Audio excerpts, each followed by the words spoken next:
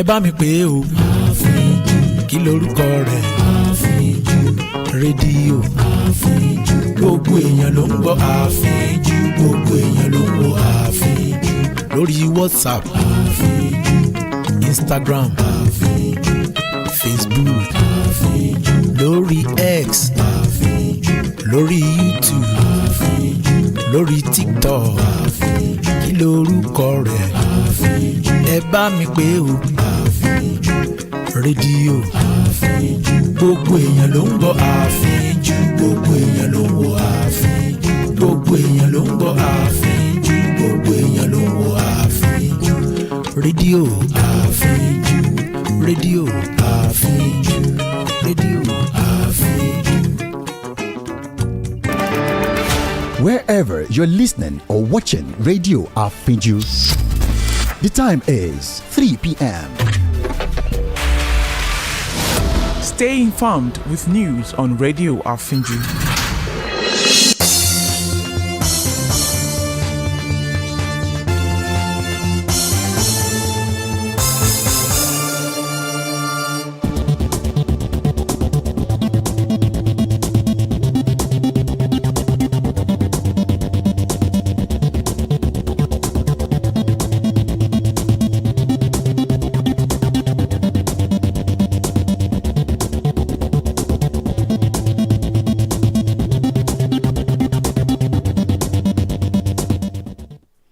First, a look at the highlights.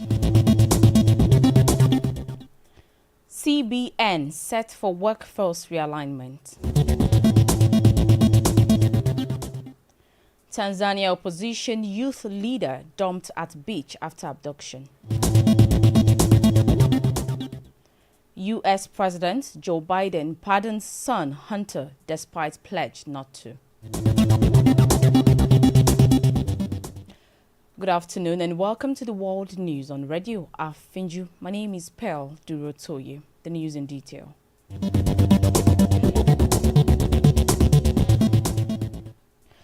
The Central Bank of Nigeria is reported to be preparing to retire approximately 1,000 employees as part of a strategic workforce realignment. A severance package worth over 50 billion naira was said to have been allocated as the payoff for the exercise.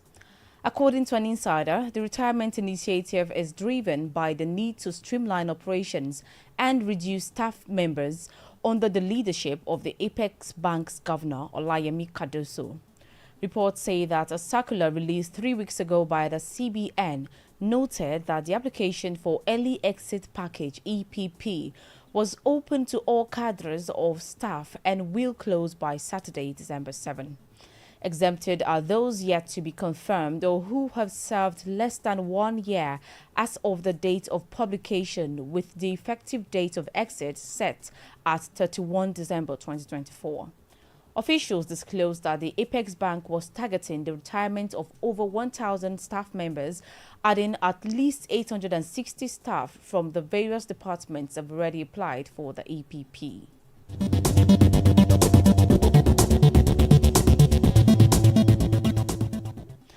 The Nigeria Police Force has dismissed claims linking its officers to a viral video showing uniformed personnel scooping fuel from a crashed tanker. Force Public Relations Officer Olumuyiwa Adejobi, in a statement, said the NPF clarified that the individuals in the footage were not policemen but uniformed personnel from a neighboring francophone country. The statement said the viral video circulating in the media that depicts uniformed personnel in camouflage scooping fuel from the wreckage of an accident tanker was just released to discredit the Nigeria Police Force.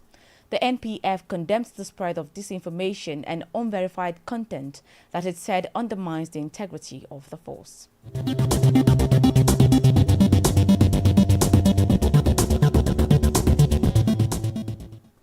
In the meantime, the Nigeria Police Force (NPF) has reported a successful operation conducted by officers from Zone 7 Command and the National Cybercrime Center (NPF NCCC) in Abuja.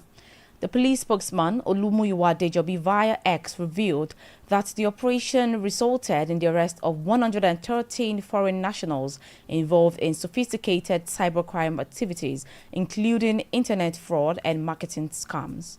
According to the statement, the arrest took place in Jahi, Abuja, during an operation that revealed substantial evidence crucial to the syndicate's cyber operations.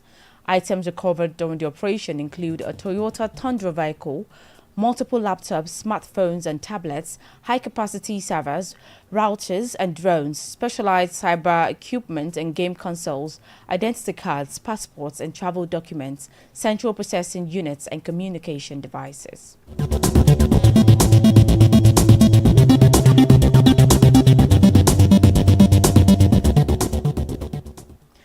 A devastating fire destroyed goods worth millions of naira earlier in the day as it ravaged 17 shops at the Moniya market in the Akinyele local government area of Oyo State. The blaze, which began around 12:30 a.m., is believed to have been triggered by a power surge. The Babaloja of Moniya Garage, Kolawole Balogun, and chairman of the garage, Saliu Bello, told reporters that they were alerted by a security guard about the fire at around 12:30 a.m. Several victims, including Yetunde Musa Ajetumobi Dowu, Olaide Badmos, Balogun Sulaiman, and Ajetumobi Kolawole, called on the government to provide immediate support for those affected.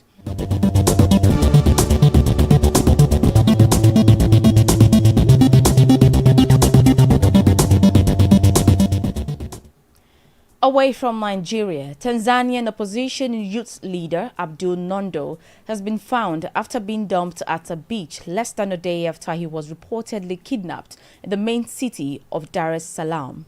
His party, ACT Wazalendo, says Nondo was severely beaten and injured and has been taken to hospital. The party's deputy chairperson, Isihaka Mchinjinta, said Nondo had been blindfolded and repeatedly assaulted while being threatened with death. The police have issued a statement confirming the incident at Cocoa Beach late on Sunday night, saying they are investigating the matter.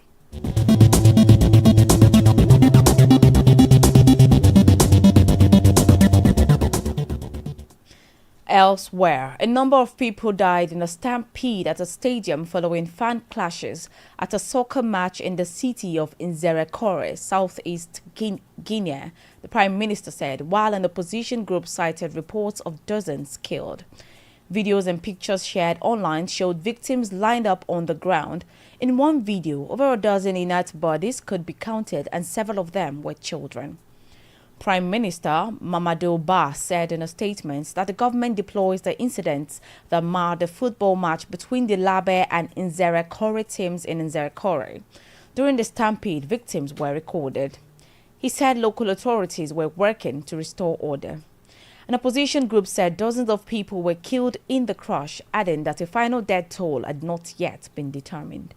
Local media reported that the stampede happened after a fight broke out among spectators during the match on Sunday afternoon following a disputed decision by the referee.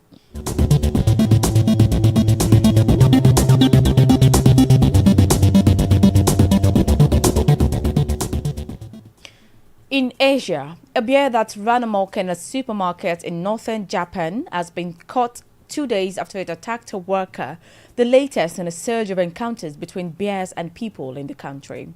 Sources disclosed that the bear wandered into the store in Akita City on Saturday and attacked a 47-year-old employee who sustained a minor head injury.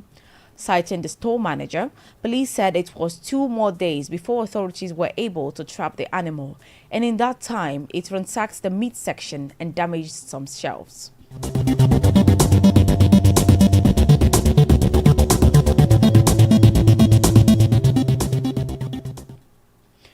Three people have died and at least 32 were hospitalized in the Philippines after eating an endangered sea turtle cooked in stew. Officials said dozens of indigenous Tedray people reported symptoms such as diarrhea, vomiting, and abdominal spasms since eating the dish last week in a seaside town of Maguindanao del Norte province.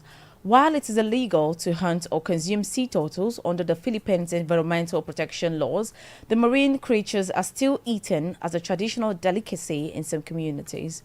But sea turtles that consume contaminated algae, including those that appear healthy, can be toxic when cooked and eaten.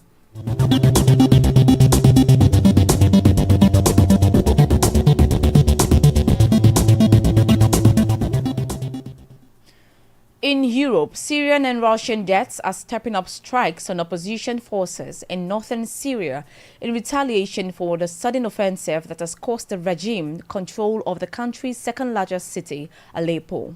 The offensive has also led to the capture by the rebel alliance of an important military base east of Aleppo and large areas of both Aleppo and Idlib provinces. It has met little resistance on the ground from regime forces and also comes at a time when Syria's key backers, Iran and Russia, are focusing on their own conflicts. Reports said the rebels' sweeping success has posed the biggest challenge in 8 years to President Bashar al-Assad when Russian air power helped reverse rebel gains in the civil war.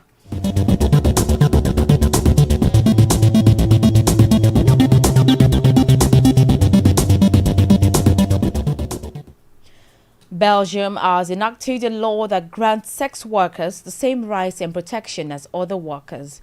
The legislation, signed into law, ensures that sex workers are entitled to maternity leave, pensions, and legal safeguards against exploitation.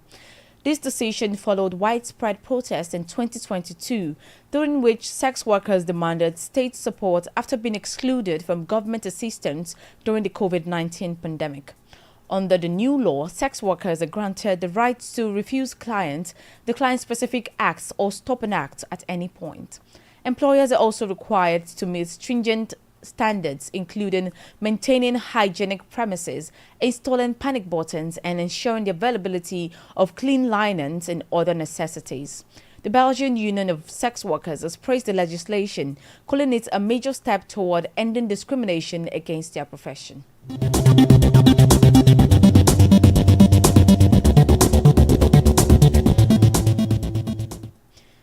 In the Americas, United States President Joe Biden has pardoned his son, Hunter, for his firearms and tax convictions, despite previously pledging not to use his presidential authority to grant him clemency. Biden said that his son had been singled out and selectively and unfairly prosecuted due to his family name. He said he has pardoned his son, adding that there has been an effort to break Hunter, who has been 5.5 years sober, even in the face of unrelenting attacks and selective prosecution. Explaining his decision, the U.S. president said that throughout his career, he had followed the principle of telling the public the truth out of a belief that Americans are fair-minded.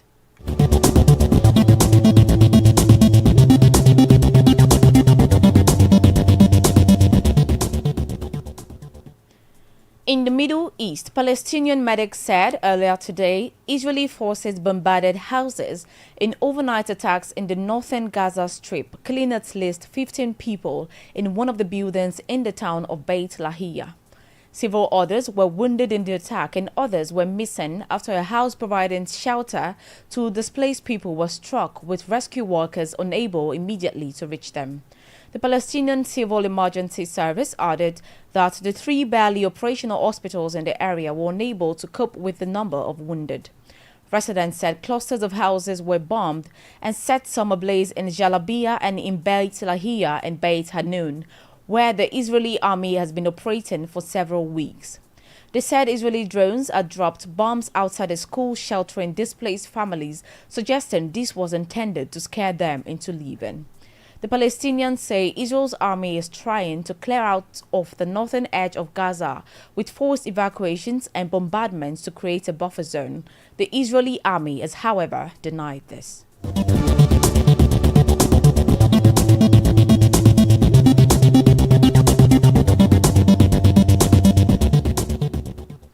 Meanwhile, the Syrian opposition-run rescue service known as the White Helmets said that at least 25 people were killed in northwestern Syria in airstrikes carried out by the Syrian government and Russia.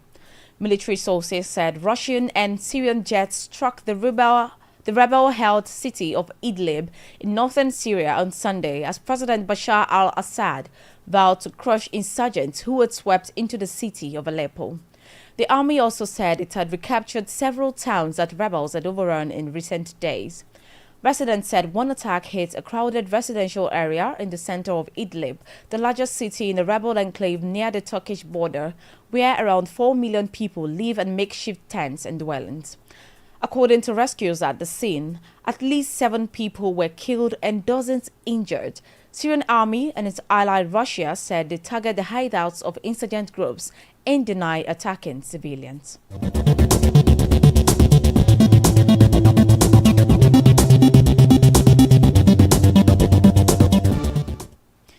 Now talking sports, Jack Doohan will replace Esteban Ocon at Alpine for the final Grand Prix of the season in Abu Dhabi this weekend.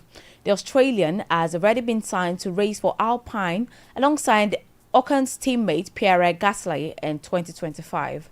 The move to draft in Doohan early comes as part of a deal to allow Ocon to drive for his new team Haas in the postseason test at Abu Dhabi on 10 December. Ocon was contracted to Alpine until the end of the year, but releasing him a race early benefits all parties. Relations between Ocon and Alpine have soured this season, and the team made a decision not to continue with the Frenchman after he collided with Gasly on the first lap of the Monaco Grand Prix. Ocon won the 2021 Hungarian Grand Prix and scored 2 further podiums for Alpine in 5 years with the team, a third in Monaco in 2023 and second in Brazil this year, through its iterations as Renault and then from 2021 Alpine.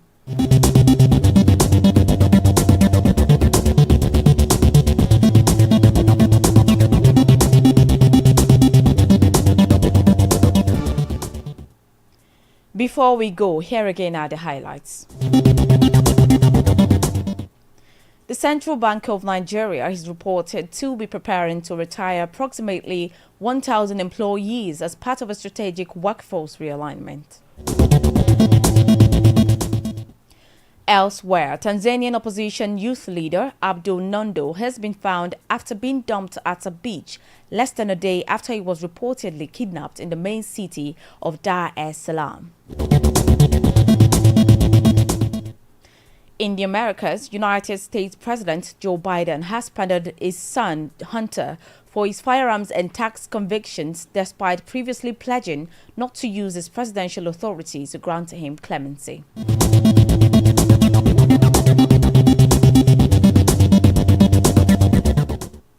That was the world news on Radio Afínjú. To view our channel, please follow us on Facebook, Radio Afínjú, X, Radio Afínjú, and YouTube, Radio Afínjú. My name is Durotoye. Thanks for listening. Good afternoon.